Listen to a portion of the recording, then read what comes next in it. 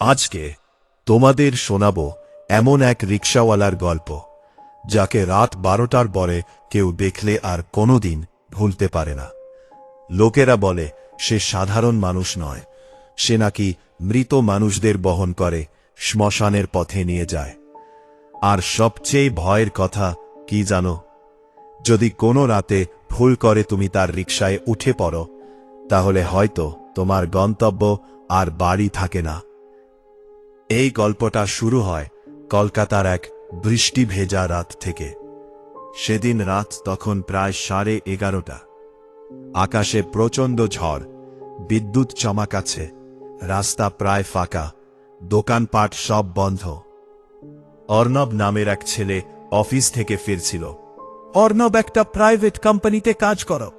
সারাদিন কাজের চাপের পরে মাথা ধরেছিল তার ওপর সেদিন হঠাৎ ঝড় বৃষ্টি শুরু হয়েছিল যে কোনো বাস বা ট্যাক্সিও পাওয়া যাচ্ছিল না। সে রাস্তার ধারে দাঁড়িয়ে ফোনে ক্যাব বুক করার চেষ্টা করছিল, কিন্তু নেটওয়ার্ক কাজ করছিল না। ঠিক তখন দূরে একটা আলো দেখা গেল।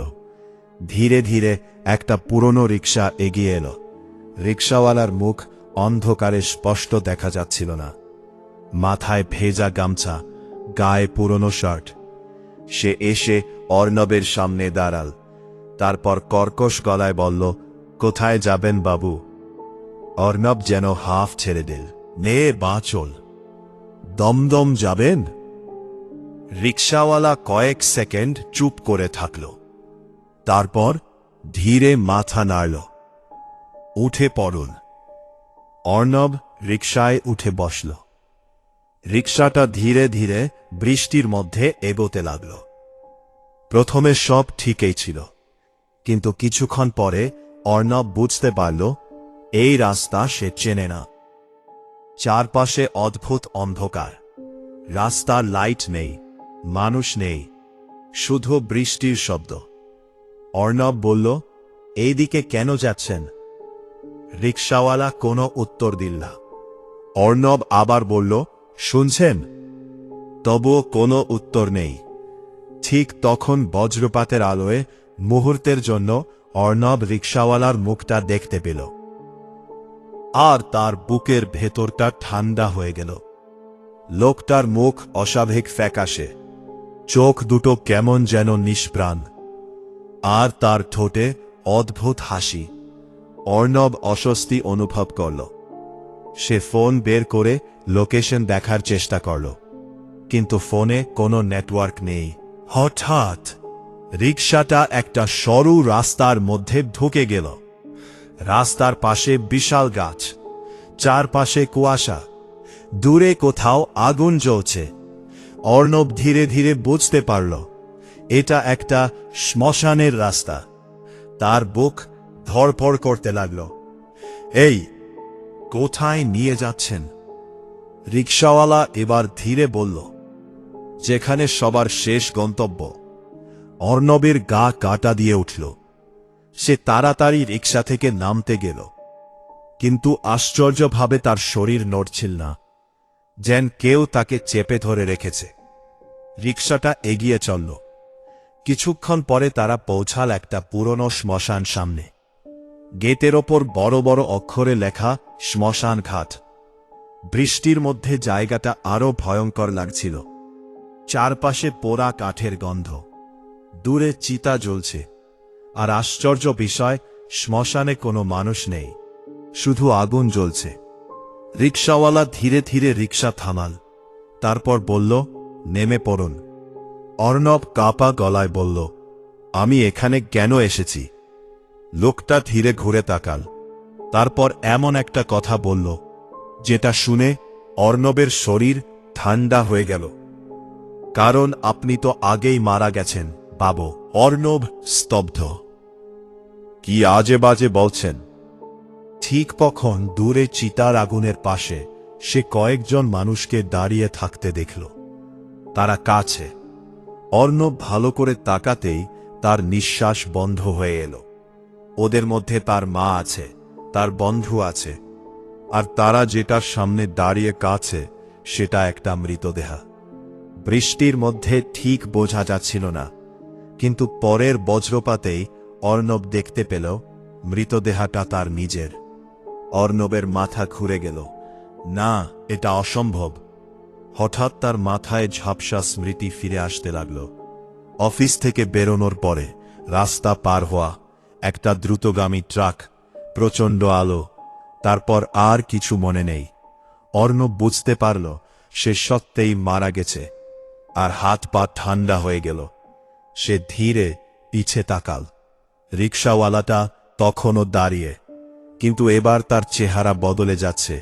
মুখের চামড়া গলে পড়ছে, চোখ দুটো কালো হয়ে গেছে। আমি শুধু পথ দেখাই বাবু, সবাইকে একদিন উঠতেই হয় আমার রিকশায়। অর্ণব ভয়ে পিছিয়ে গেল। ঠিক তখন শ্মশানের ভেতর থেকে আরও কয়েকটা রিকশা বেরিয়ে আসতে লাগল।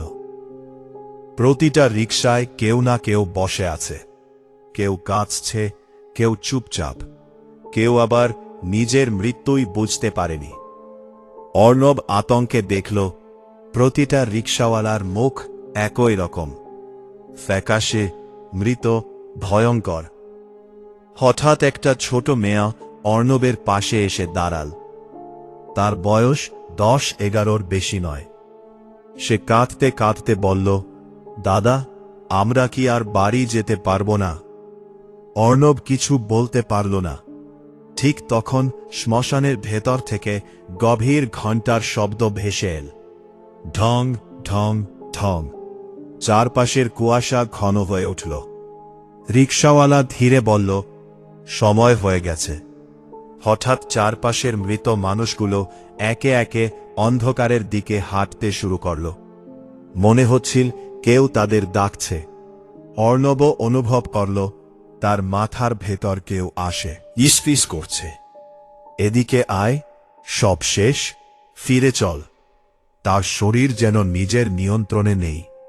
সে ধীরে ধীরে অন্ধকারের দিকে হাঁটতে শুরু করল। কিন্তু ঠিক তখনই পিছন থেকে কেউ তার হাত চেপে ধরো। অর্ণব ঘুরে দেখল একজন বৃদ্ধ দাঁড়িয়ে, সাদা ধুতি, লম্বা দাড়ি, কপালে ছাই। বৃদ্ধ বললেন, এখনো তোর সময় হয়নি। অর্ণব অবাক, আপনি কে? যে তোকে বাঁচাতে এসেছে। রিকশাওয়ালাটা এবার রাগে ফুঁসে উঠল। তার চোখ জ্বলতে শুরু করল। ওকে নিয়ে যেতে পারবি না। বৃদ্ধ শান্ত গলায় বললেন, ওর মৃত্যুর সময় এখনো আসেনি। হঠাৎ চারপাশে ঝড় শুরু হল। শ্মশানের আগুনগুলো অস্বাভাবিকভাবে জ্বলে উঠল। রিকশাওয়ালাটা ভয়ঙ্কর চিৎকার করে অর্ণবের দিকে ঝাঁপিয়ে এল। কিন্তু বৃদ্ধ একটা মন্ত্র পড়তেই আগুনের বৃত্ত তৈরি হল। রিকশাওয়ালাটা সেই আগুনে আটকে গেল।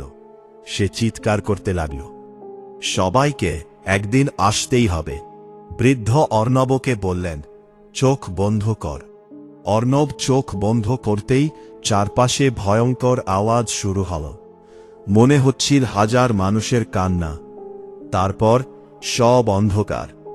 পরদিন সকালে অর্ণব হাসপাতালের বেডে চোখ খুলল। তার মাথায় ব্যান্ডেজ, চারপাশে ডাক্তার আর নার্স। তার মা কাঁদতে কাঁদতে তাকে জড়িয়ে ধরলেন। ডাক্তার বলেন, আপনি ভাগ্যবান, এত বড় অ্যাক্সিডেন্টের পরেও বেঁচে গেছেন। অর্ণব স্তব্ধ হয়ে রইল। সবকিছু কি তাহলে স্বপ্ন ছিল? কিন্তু ঠিক তখনই সে নিজের হাতের দিকে তাকাল। তার হাতে একটা পুরনো রিকশার ঘণ্টা বাঁধা, যেটা সে আগে কখনো দেখেনি। সেই রাতের পর থেকে অর্ণব বদলে গেল। প্রায় সে মাঝরাতে ঘুম ভেঙে শুনত রিকশার ঘণ্টা, ট্রিং ট্রিং। জানলার বাইরে তাকালে কখনো কখনো দূরে একটা রিকশা দাঁড়িয়ে থাকতে দেখত। রিকশাওয়ালাটা চুপচাপ তার দিকে তাকিয়ে থাকত। তারপর ধীরে ধীরে অন্ধকারে মিলিয়ে যেত। অর্ণব বুঝতে পারল সে ফিরে এলেও মৃত্যু তাকে ভুলে যায়নি। কয়েক মাস পরে এক রাতে অর্ণব নিজের বন্ধুর বাড়ি থেকে ফিরছিল। রাস্তা ফাঁকা। হঠাৎ দূরে একটা রিকশা দেখতে পেল সে। রিকশাওয়ালাটা ধীরে মাথা তুলল, আর অর্ণবের বুক কেঁপে উঠল। কারণ এবার রিকশাওয়ালার মুখটা তার নিজের। এমন আরও ভয়ঙ্কর রহস্যময় গল্প শুনতে এখনই চ্যানেলটা সাবস্ক্রাইব করে পাশে থেকো, কারণ রাত এখনো শেষ হয়নি।